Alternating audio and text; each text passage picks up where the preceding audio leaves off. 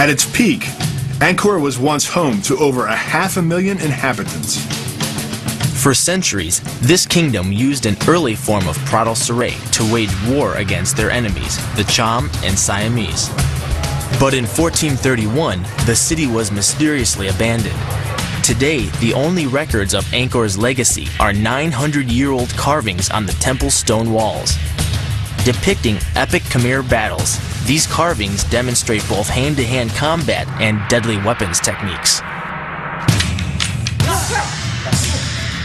Techniques that Master Kru Boon Tuin and his team of weapons experts were glad to demonstrate.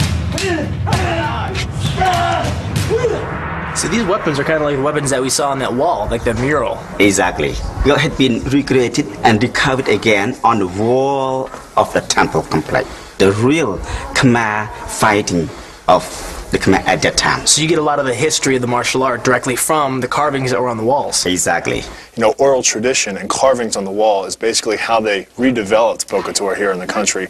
So it's really neat to be here, to be lucky enough to train. The weapons of the Khmer were the dao, a curved sword, the dongbong bang, or long staff, and the dongbong wagato, a pair of short sticks. But the best part about these weapons-based moves is that many of them translate well to empty-hand moves we can use in our final fight, like this wicked double elbow counter-strike. I'll tell you, one elbow is pretty brutal, but coming back and delivering a second one, that Two for the price of one. knocked the hell out of you. What's this double elbow called?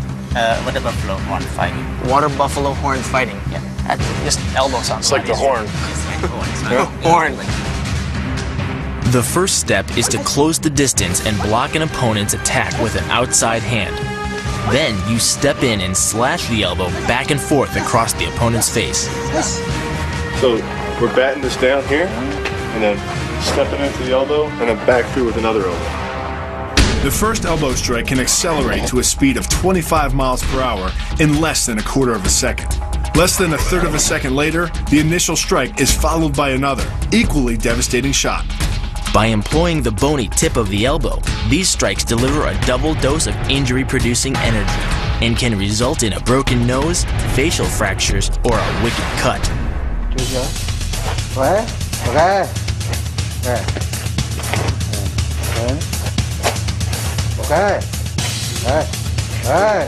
I think a really good way to use this is just sometimes just get clinched, Bill, and just coming over the top with the elbow. Because when you're here, a lot of times you get up higher, just pull the arms down, one, and then come back with that second one. I think that's really simple. That's probably the best way to do it, in my opinion. One. The double elbow is really brutal. You're not just landing an elbow across the jaw once, but twice. And you know what? It's really good for me, because I like to get in close, I like to swing, and when I'm in close, I like to drop somebody. As we worked on our elbow strikes, Kru told us the story of the Khmer's most famous battle. It took place in 1177 when Angkor was invaded by their enemies, the Cham, who hailed from what is now Vietnam. In retaliation, a battalion of Khmer soldiers led by Suryavarman VII used a combination of indigenous weapons and Pradal Saray to slay the Cham and drive them from the region. Leaving Angkor behind, we headed upriver to Battambang, some 200 miles from Phnom Penh. Though it is definitely off the beaten path, Battambang is home to hundreds of Pradal Saray fighters. In fact, this region has produced more champions than any other in Cambodia, and nearly all these champs have been trained by this man, legendary master Kru Hoyt Hawk. Hi. Kru Hoyt Hawk? Kru, how are you? Jason. Bill? Big Bill. Over his 50-year career, Hoyt Hawk has molded 32 champion fighters. Sweating it out in the blistering heat at his small camp, we could tell right away that Hoyt Hawk didn't pamper any of them. I can see why these boxers come all the way to Phnom Penh to become the best, because this kind of training really breeds champions. I mean, you're training in rural conditions, you have poverty keeping you down. It's kind of like Rocky, Cambodia style. What is his key to training a champion Pradal Saray fighter? Saray is included in the use the knee, elbow, and kicks. And during our warm-up, we noticed that nearly all of Hoyt Hawk's students had mastered his signature move, a brutal flying knee and elbow combination. In Pradal Saray, more knockouts come by way of elbow than any other strike. This is a move we had to Or you learn. can switch these, it looks like left and right. Charging at full speed, you explode into the air and drive the spear that is the knee into your opponent's solar plexus. So as he's running up, he's driving off of his leg, he's getting in the air. Then, as your opponent buckles forward, you slam your elbow into the crown of their skull.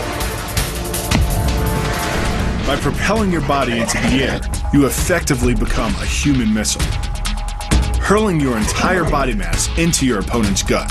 The force created by the body's forward momentum is partially absorbed by your opponent, which can knock the wind out of him or even crack a rib. But the coup de grace is the elbow chop. Impacting with the head at nearly 15 miles per hour, a solidly landed elbow to the head's frontal bone can knock your opponent out, fracture his skull, or cause serious spinal cord damage. So we're boxing.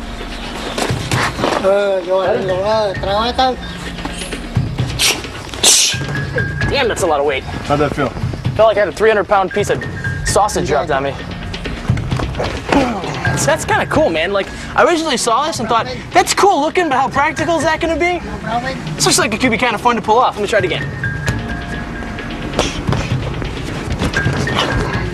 That's pretty neat. That's pretty neat. You know, I can't believe this move is legal. I mean, it's an elbow to the top of the head. This may be the only country we're in where this is actually a move you can use.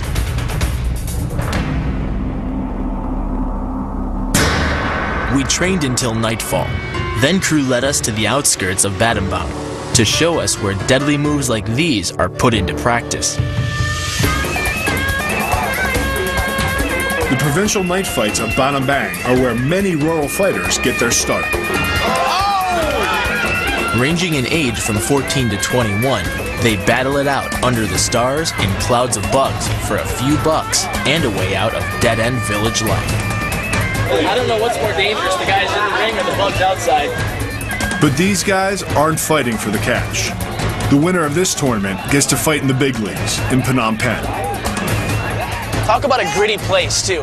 You've got a homemade ring, you've got people fighting without any medical supervision, they're beating the crap out of each other. They got both the nitty and the gritty here. Wanting to see how our new skills measured up, crew set me up with a sparring match against one of the local fighters. You know, when I signed up for this job, I didn't read any of the fine print. Starting to think I need to read more.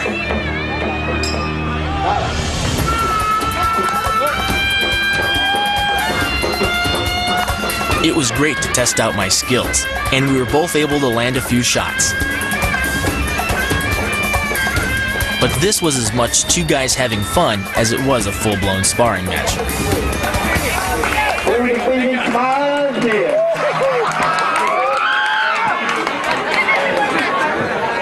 Kicks, slams, a lethal combo strike. We now had several moves in our arsenal, but not enough to survive a fight with Opu Tall. If we're going to stand a chance in the ring, we'll need to venture deep into the jungle and seek out the training camp of the last surviving master of a blood sport once presumed to be extinct. It's our final stop before we step into the ring and go toe-to-toe with a Pradal Saray champion. Old Man River. Leaving Battambang, we headed downriver in search of the ruins of Tanay. Didn't realize it could be so quiet in the jungle. Too quiet. More than 800 years old, Tanay, like Angkor Wat, was once part of the sprawling Khmer Empire. Today, this ancient temple is a training compound for what many believe is the ancestral form of Pradal Saray. It's called Bokator. Developed by Khmer villagers more than 2,000 years ago, there's only one surviving Bokator master on the planet, Grand Master Sam Kim Seen. Taught Bokator as a boy, Sam Kim Seen fled Cambodia during the horrors of the Khmer Rouge. He returned in 1992 to discover only 5 other Bokator masters had survived. As these older masters slowly passed away, Kim Seen combined their systems with his creating a catalog of over 10,000 techniques, nearly all of which can